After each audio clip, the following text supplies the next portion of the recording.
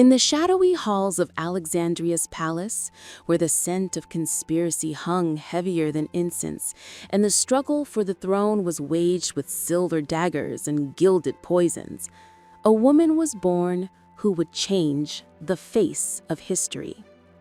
She was not merely a queen, she was an enigma on 2 feet, a sorcery that captivated the eyes before the ears. She was Cleopatra, the one who enchanted hearts with a glance and subdued empires with a whisper. Alexandria spoke of her in awe. Her voice carries the ancient melodies of the Nile and the wisdom of the Greeks. It was said that whoever heard her sing would risk his life to hear her again. But no one knew that this song was part of a grander scheme, a weapon she hid behind a smile. Now, hunted by her own brother, she sits in a tent on the edge of the desert, plotting the most dramatic entrance in history. She seeks not only to reclaim her throne, but to captivate the most powerful man in the world, not just with her beauty, but with an intelligence that dazzles. Chapter 1. The Golden Carpet and the Meeting That Changed an Empire's Fate. Cleopatra did not go to Julius Caesar as a supplicant or in fear. She entered his presence in a manner that stunned onlookers and made the guards stumble in astonishment. She wrapped herself in an exquisite carpet, some say a rug of silk embroidered with gold, and was laid before Caesar as a precious gift. When the carpet unfurled, she emerged like the sun rising from the darkness of night. She wore no crown, but her pride was crown enough. She did not raise her voice, but her first words were in her native Latin, spoken with a fluency that shocked him. And then she sang. It was an old song he had once heard in Rome, but from her was sweeter and more profound. Caesar, the man before whom all Europe had knelt, gazed at her, mesmerized. He did not know he was falling into the net of a queen who had planned every detail, from the glance of her eyes to the tone of her voice. From that moment, Caesar was no longer just a Roman leader. He became an instrument in Cleopatra's clever hands. She bore him a son, Caesarion, to tie Egypt's destiny to the lineage of the world's most powerful man, transforming her enemy into her protector and ally. Chapter 2. The Theater of Seduction and a Queen Dressed as a Goddess.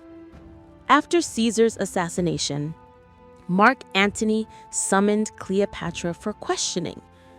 But instead of going to him as a potential prisoner, she turned the meeting into a legendary theatrical spectacle. She sailed to Tarsus on a golden barge with silver oars and purple sails. She herself sat under a canopy of golden silk, dressed as the goddess of love, Venus, surrounded by girls showering her with petals and perfume. In the background, a faint song could be heard as if emanating from heaven itself. When Antony saw her, he thought for a moment he was dreaming. Then she spoke and sang to him an ancient love song, and he fell in love with her, or into her trap, forever. But the seduction was not merely physical.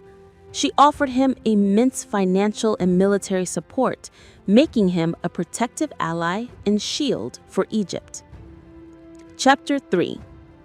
Intelligence, the hidden weapon that conquered men. Behind all this theater and beauty, Cleopatra was utterly different. The voice of enchantment.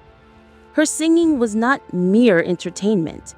It was a psychological tool that reached into the depths of the soul and mesmerized the conscious mind.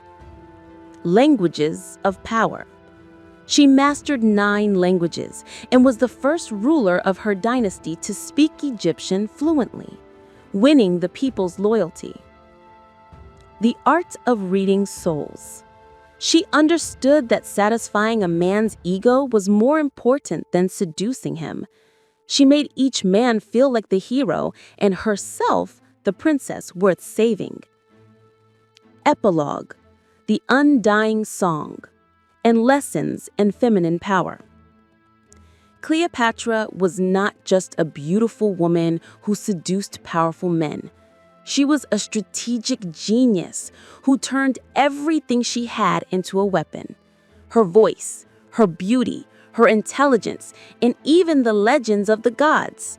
She proved that a woman's true power lies not in challenging men, but in understanding them and then guiding them toward her goals. She made seduction a refined art, song a secret weapon, and femininity a political strategy. Her legacy remains an eternal lesson that an intelligent woman who knows her strengths and uses them at the right moment can rule the world, not by the strength of the sword, but by the power of insight, and with a voice whose echo reverberates through the centuries.